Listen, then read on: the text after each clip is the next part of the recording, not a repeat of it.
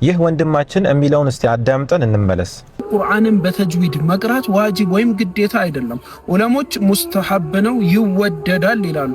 አሰላሙ አለይኩም ወራህመቱላሂ ተዓላ ወበረካቱ። ወንድማችን እንደተናገረው ቁርአንን በተጅዊድ ማንበብ ግዴታ አይደለም ብሎ በድፍን የተናገረው ስህተት ነው። ቁርአንን በተጅዊድ እንድናነብ ግዴታ ያደረገብን አላህ ሱብሓነሁ ወተዓላ በሱረቱል ሙዘሚል ወረቲሊል ቁርአነ ተርቲላ፣ ቁርአንን በተጅዊድ አንብብ ብሎ ግዴታ አድርጓል። ቁርአንን በተጅዊድ ግዴታ ማንበብ ያለባቸው እነማን ናቸው?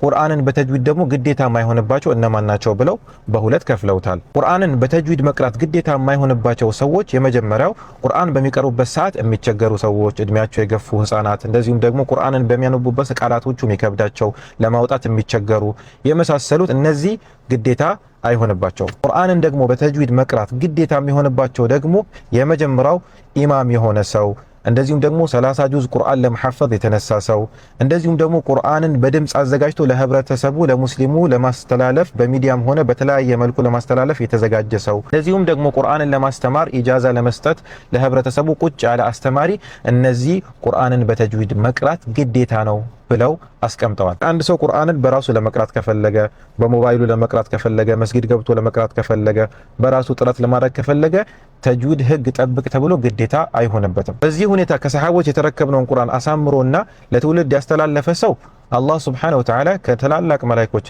مع السفرة الكرام البررة ከተባሉት ከነ ጅብሪል ከነ ሚካኤል ይመድበዋል። ቁርአንን ደግሞ እየተታገለ እየተንተባተበ የሚቀራ ሰው ደግሞ አላህ ሁለት አጅር ይሰጠዋል። አንደኛ በመንተባተቡ፣ አንደኛ በመቅራቱ።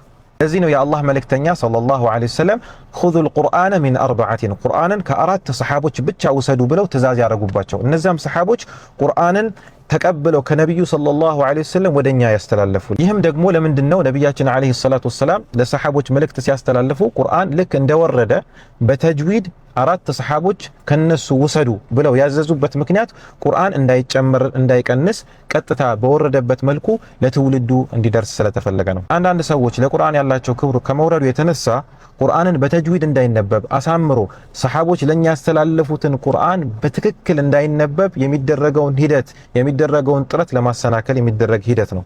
የተለያየ ዘመናት በሚቀያየርበት ሰዓት የተለያዩ መጽሐፎች ከሰማይ የወረዱ ሁሉ ሲበረዙ ቁርአን ብቻ እንዳይበረዝ አላህ የጠበቀው በእንደዚህ አይነት ጀግና የሆኑ ሰዎችና ቃሪዎች ነው። እንደዚህ አይነት ከቁርአን የሚያርቁ የሆኑ ንግግሮችን ችላ በማለት ራሳችንና ልጆቻችንን በቁርአን በማነጽ ቢያንስ እንኳን ፋቲሃ ሰላት በምንሰግድበት ሰዓት ፋቲሃ የምናስተካክልበትን የሆነውን ሩክኑ ሚን አርካን ሰላ የሰላት አንድ መሰረት የሆነውን ሰላት የምናስተካክልበትን የሆነውን ፋቲሃ በማስተካከል ጥረት ማድረግ አለብን። ስለዚህ ያ ጀማዓ ቁርአን በተጅዊድ መቅራት ግዴታ የሚሆንባቸው ሰዎች አሉ።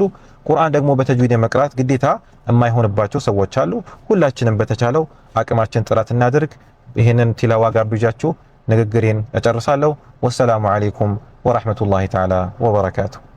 የውመ ነጥዊ السماء كطي السجل للكتب كما بدأنا أول خلق نعيده وعدا علينا إنا كنا